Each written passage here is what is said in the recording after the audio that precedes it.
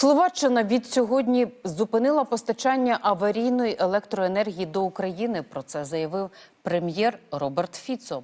Pekný deň, vážení priatelia. Pred prijatím dnešného prvého recipročného opatrenia proti Ukrajine pre nepriateľské akty prezidenta Zelenského som mal záujem telefonicky s prezidentom Ukrajiny hovoriť a získať odpoveď, kedy a či vôbec budú obnovené dodávky ropy na Slovensko. Obdržali sme správu, že ukrajinský prezident je pripravený na rozhovor až po 25. februári tohto roku. Vzhľadom na závažnosť situácie a vyhlásený stav ropnej núdze na Slovensku sme za týchto okolností nútení pristúpiť k prvému recipročnému opatreniu okamžite. Bude zrušené i hneď po obnovení tranzitu ropy na Slovensko. V opačnom prípade pristúpime k ďalším recipročným opatreniam.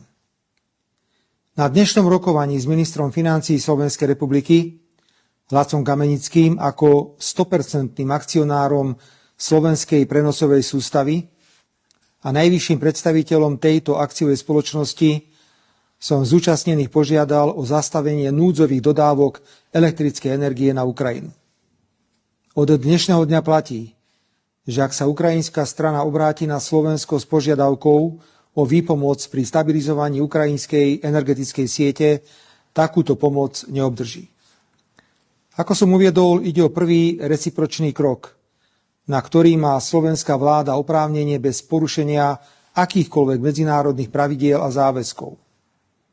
Pokiaľ bude ukrajinská strana pokračovať v poškodzovaní záujmov Slovenska v dodávke strategických surovín, slovenská vláda prehodnotí aj doterajšie konštruktívne postoje k členstvu Ukrajiny v Európskej únii a pripraví ďalšie opatrenia.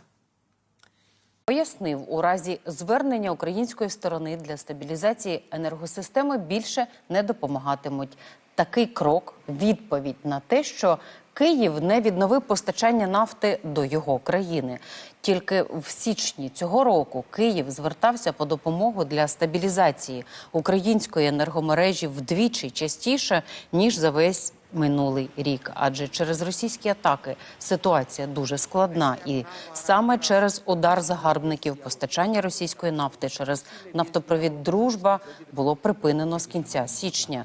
Та Словаччина і Угорщина все одно звинувачують українську владу і навіть не хочуть розглянути альтернативні варіанти. Київ запропонував Євросоюзу новий маршрут постачання нафти, поки ремонтують пошкоджений росіянами нафтогін «Дружба». Йдеться про можливість транспортування через нафтопровід Одеса-Броди.